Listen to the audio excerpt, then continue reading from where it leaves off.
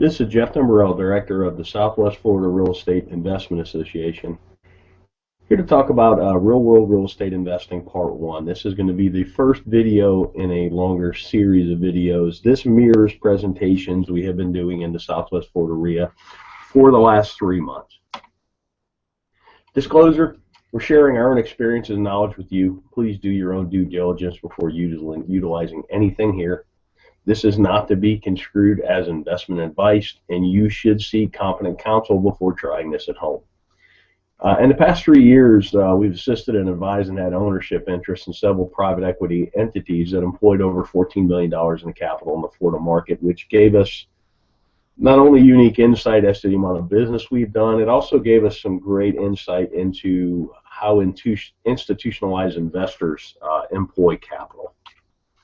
Number one key to being successful is to understand what you're there to do. In my opinion, this is the most important thing. There's so many people running around the world. There's a lot of people wanting to run around and try and do real estate investing. They take courses, they read books, they go to meetings, but they really don't know what they're there to do. They really haven't spent that critical time understanding what you're here to do, what's your mission, what's your goals. I mean, without having any goals, it's hard to achieve any goals, if that makes any sense. From our experience, the clearer the plan you have, you will be able to operate with a margin of safety. And that's the key word in this business, a margin of safety, because the ones that survive, last, and grow true wealth are the ones that don't make mistakes or make mistakes that you can recover from. Investing in real estate. Investment is the purchase of an asset or an item with the hope that it will generate income or appreciate in the future and be sold at a higher price. Keyword, the future, for investing.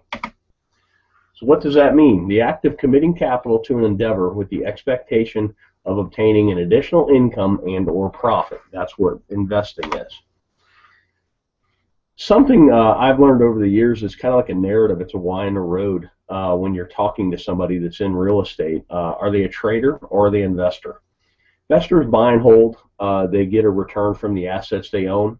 Traders wholesale. Traders fix and flip. Nothing wrong with it. I do it. I've done it in the past. I'm trying to do it again today. I'm doing a marketing campaign as we speak, looking for contracts to wholesale. With that said, it's two different narratives and even two different valuation processes, investor versus trader. You need to recognize the difference between the two. Basic questions for an investor. How much capital are you employing? What's your desired rate of return? When are you going to need this capital back? And then what's your risk tolerance? Those 4 questions are how you determine what you're there to do.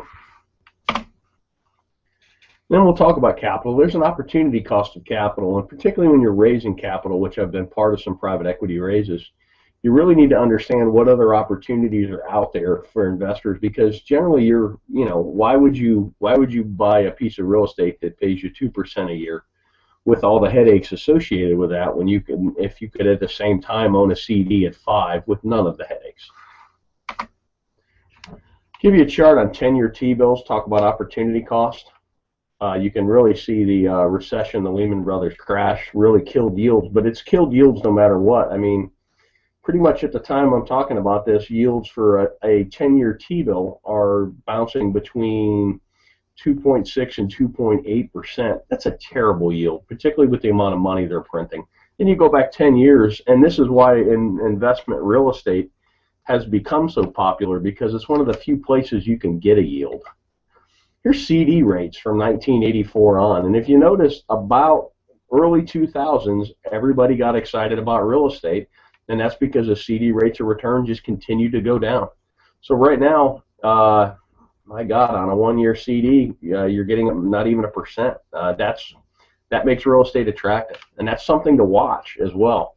As CD rates and other rates on financial instruments go up, real estate may not appear as sexy, particularly to an investor who bought in the valley and bought right and has quite a bit of gain on the table. So opportunity costs in the real world. We already kind of talked about this. Most investors we know are looking for at least 6% a year. I know guys that are even looking for 15, and that's a cash on cash, not an internal rate of return. That would be a whole nother video that could be a whole day's worth, understanding the difference between the two. But what here I'm talking about is a yearly cash on cash return. And you got to be mindful of unrealistic expectations. I've seen people that have pitched 30% returns, and I've seen investors that are looking for 30% returns. And it's really hard to do. There's a lot of randomness and a lot of happenstance, and you're going to lose a lot more than you're going to win when you're dialing up those kind of deals. Unrealistic returns can lead to bad decision making because you seem to be chasing the golden goose instead of chasing a stable investment that pays you to own it. Let's talk about risk tolerance. These are two great quotes by Warren Buffett. And the risk tolerance is really age dependent and your financial situation dependent as well. But here's a great quote. Look at the market fluctuations as your friend rather than your enemy. Profit from folly rather than participate in it. And that's most real estate investors. You're supposed to be a contrarian. I kind of put the world in, you're either a salmon or you're a lemming. You're either running with the crowd or you're running against the crowd. And here's another great one. The main danger is that the timid or beginning investor will enter the market at a time of extreme exuberance and then become disillusioned when the paper losses occur. The key is to not panic and do math-based risk assessments and then math-based evaluations and then sit down and decide what you're doing. You could have bought a home in Cape Coral, Florida at the height of the market at 320 and paid cash, held it all the way through the crash, and still got a better rate of return than CDs, and it's a terrible investment because your basis is so high. Or if you trade it out, you would literally be losing money. But it's sad but you actually would have outperformed the CD, and that's kind of a interesting thing. We did some case studies of people that had bought at the top and had they held and if they had mortgages, and I think that video is on our YouTube channel as well. Thanks for watching. You can always check out our website at swflreia.com. There should be a link at the bottom of this video. If you're on our website, put yourself on our mailing list.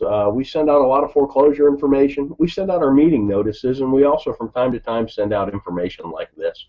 I hope this information is useful to you, and make it a great day.